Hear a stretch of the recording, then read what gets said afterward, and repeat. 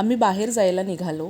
जाण्याआधीचा आमचा एक छोटासा रिवाज म्हणजे गरमागरम चहा आणि सोबत आमची नोकझोक. Hi guys, good evening. मी शीतल आणि तुम्हा सगळ्यांचं स्वागत आहे माझ्या मिनी ब्लॉगमध्ये. तर आजचा दिवस खूप खूप खूप स्पेशल आहे, कारण आज स्वप्नीलच्या कंपनीत लम्हे अवॉर्ड आहे आणि आम्ही दोघेही तिथे चाललो आहेत. मग आम्ही अशी छानशी रेडी झाली आहे आणि स्वप्नील कंपनी युनिफॉर्ममध्येच आहे, कारण त्याला सांगितलं आहे तसं ऑब्व्हियसली कंपनी युनिफॉर्ममध्ये यायला. सो आता आम्ही चाललो आहे विसावा हॉटेलला.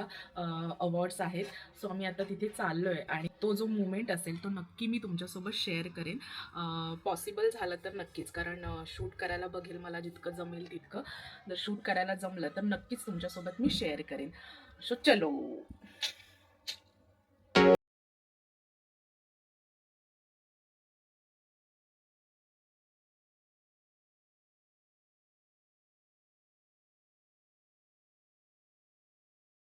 आता आम्ही फायनली पोहोचलो आहे तिथे. सो खूप छान डेकोरेशन आहे आणि खूपच मस्त वाटते. एकतर हॉटेल खूप मोठं आहे आणि फिलिंग खूपच छान वाटतं असं. एकदम भारी फिलिंग आहे आणि एकतर मी कसं आहे खुश आहे त्याच्यासाठी. आणि त्याच्यामध्ये इतक्या छान हॉटेलला आलो आहे आणि इतकी सगळी छान अशी अरेंजमेंट आहे. सो आम्हाला खरंच खूपच छान वाटतं. तिथे पोहोचल्यावर आमचं छान वेलकम ड्रिंकने स्वागत झालं. सोबतच टेस्टी नाश्ताही दिला, त्यामुळे मूड एकदम फ्रेश झाला. थोड्याच वेळात स्वप्नीलचं अवॉर्ड फंक्शन सुरू झालं. स्टेज सजलेलं, लाईट्स चमकत होते, प्रत्येकाचं नाव अनाऊन्स होत होतं. पण माझं लक्ष मात्र फक्त स्वप्नीलवरच होतं. आणि जेव्हा स्वप्नीलला अवॉर्ड मिळाला ना, तेव्हा माझ्यासाठी तो खूपच खास क्षण होता.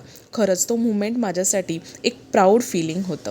नंतर आम्ही मस्त फोटोशूट केलं आणि सगळ्या आठवणी कॅप्चर केल्या. मग जेवणासाठी गेलो. तिथे व्हेज नॉनव्हेज दोन्हीही खूप छान होतं. तिथेच आम्हाला स्वप्नीलचे फ्रेंड मदन भाऊ पण भेटले. त्यांच्याशी आम्ही दोघांनी पण खूप गप्पा मारल्या आणि जेवणानंतर आईस्क्रीमही खाल्लं. आईस्क्रीम खाताना अचानक माझा मूड डान्सचा झाला. डीजेवर मस्त अशी गाणी वाजत होती आणि वातावरण एकदम झिंगाट होतं. मग काय, मी थोडासा नागिन डान्स केला. आजूबाजूला लहान मुलं पण मजेत नाचत होती. सगळेच हसत होते, खेळत होते, एन्जॉय करत होते. आईस्क्रीम, म्युझिक आणि डान्स परफेक्ट कॉम्बिनेशन होतं. सरसुद्धा त्यांच्यासोबत नाचत होते, त्यामुळे मजा अजूनच वाढली. स्टेजवर गाणी लाईव्ह गात होते. ऑर्केस्ट्रासारखं फील येत होतं. प्रत्येक गाण्यावर सगळेच थिरकत होते. कोणी नाचत होतं तर कोणी गात होतं आणि सगळेच एन्जॉय करत होते.